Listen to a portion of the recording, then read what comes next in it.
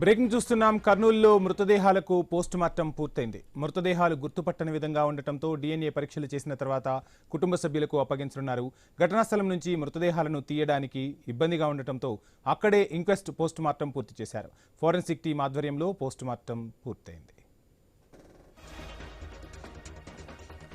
ఘటనకు సంబంధించి అదేవిధంగా పోస్టుమార్టానికి సంబంధించి ప్రస్తుతం సంఘటన స్థలం వద్ద తాజా పరిస్థితిని మనకు ధరణి కిషోర్ అందిస్తారు. ధరణి కిషోర్, చూస్తున్నాం ఉదయం నుంచి కూడా రెండు తెలుగు రాష్ట్రాలు శోకసంద్రంలో మునిగిపోయిన పరిస్థితి. మృతదేహాలు గుర్తుపట్టలేని విధంగా బయటకు తీయటానికి కూడా చాలా ఇబ్బంది పడుతున్న పరిస్థితులు కనిపిస్తున్నాయి. ఒక రకంగా హృదయ విదారకమైన ఘటన అని చెప్పాలి. ప్రస్తుతానికి పోస్టుమార్టం పూర్తయిందా? కుటుంబ సభ్యులు అక్కడికి చేరుకుంటున్నారా? ఇప్పటి వరకు ఏమైనా మృతదేహాలు ఎవరివి అనేవి గుర్తించగలిగారా? డీటెయిల్స్ ఏంటి? వంశీ, యొక్క కార్యక్రమం అంటే పూర్తి స్థాయిలో కూడా ఈ యొక్క ప్రమాద ఘటనలో మృతి చెందిన వారి యొక్క మృతదేహాలు ఏదైతే 19 మంది గుర్తించారో వారిని అక్కడే ఏదైతే ఘటనా స్థలంలోనే పోస్ట్ మార్టం నిర్వహించారు, పంచనామా నిర్వహించి వాటిని కర్నూలు GGH కు తరలించిన పరిస్థితి. ఎందుకంటే పూర్తి స్థాయిలో ఖాళీ ముద్దలుగా మారిపోయిన నేపథ్యంలో ఎవరన్నది గుర్తించడానికి చాలా ఇబ్బంది పడిన పరిస్థితి. అసలు వాటిని బయటికి తీయడానికి కూడా ఫోరెన్సిక్ నిపుణుల బృందం కానీ ఇటు వైద్యులు కానీ పూర్తి స్థాయిలో ఇబ్బంది పడ్డారు.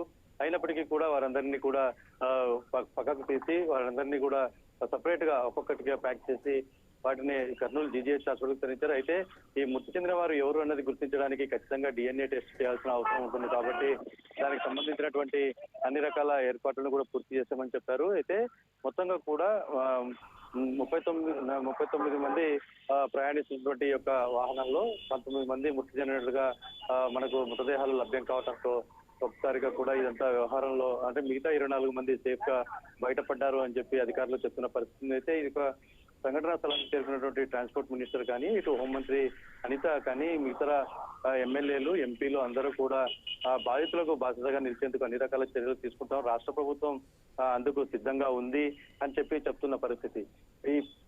ఆ పరిస్థితుల్లో పూర్తి స్థాయిలో కూడా ఏదైతే ఈ యొక్క ఈ పరిస్థితుల్లో పూర్తి స్థాయిలో బాధితుల నేపథ్యంలో గుర్తించి వారి మృతదేహాలను వారికి అప్పచెప్పేందుకు తీసుకోవాల్సిన అన్ని చర్యలు తీసుకుంటున్నామని చెప్పి ఇటు వైద్య బృందంతో పాటు ఇటు పోలీసు అధికారులు చెప్తున్న పరిస్థితి కనపడుతుంది. అయితే ఎవరైతే ఈ యొక్క ప్రయాణం మొదలైనప్పుడు హైదరాబాద్ లో బయలుదేరినప్పుడు ఉన్నటువంటి సభ్యుల జాబితాను మొత్తాన్ని ప్రయాణికుల జాబితాను తీసుకొని వారిలో ఒక్కొక్కరిని ట్రేస్ అవుట్ చేస్తూ ఎంతమంది ఎక్కడ ఉన్నారు, ఎంతమంది మృతి చెంది ఉంటారన్న దానికి ఒక విధంగా క్యాలిక్యులేషన్స్ చేస్తూ దాని ప్రకారంగా 19 మంది మృతదేహాలు బస్సులో దొరకడంతో వాటికి పంచనామాలు నిర్వహించారు. ప్రమాద స్థలాల్లో ఎందుకంటే వాటిని హాస్పిటల్కి తీసుకెళ్లి అక్కడ పరీక్షలు చేయడం కుదరదని నేపథ్యంలో ఇక్కడే అన్ని రకాల ఫార్మాలిటీస్ ను ఫిల్అప్ చేసి మొత్తాన్ని కూడా అటు మార్చరికి తరలించిన పరిస్థితి కనపడుతుంది. అయితే ఈ యొక్క సంఘటనా స్థలంలో మాత్రం అత్యంత భీతావహ దృశ్యాలు అందరినీ కలిసివేస్తున్న పరిస్థితి కనపడుతుంది.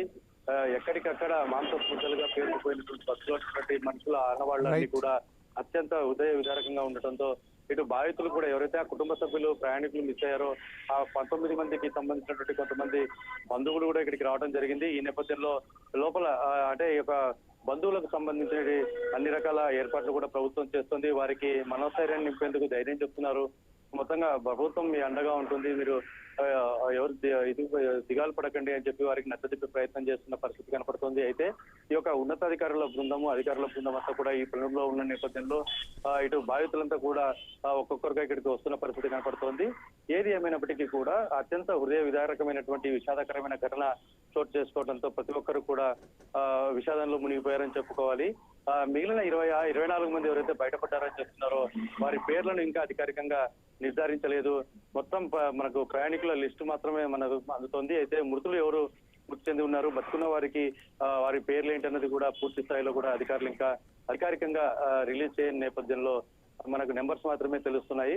ఈ నేపథ్యంలోనే అసలు ప్రయాణం మొదలైనప్పటి నుంచి ప్రమాదం జరిగేంత వరకు ఏం జరిగిందన్నది టోటల్ డీటెయిల్స్ ను ఇటు ఉన్నతాధికారులు కానీ ఇటు హోంమంత్రి కానీ కాసేపట్లో ప్రకటించే అవకాశం ఉంది. 2 గంటల తర్వాత మీడియా సమావేశంలో వివరాలు వెల్లడిస్తానని హోంమంత్రి అనిత చెప్పిన నేపథ్యంలో ఆ వివరాలు వెల్లడించే అవకాశం ఉంది.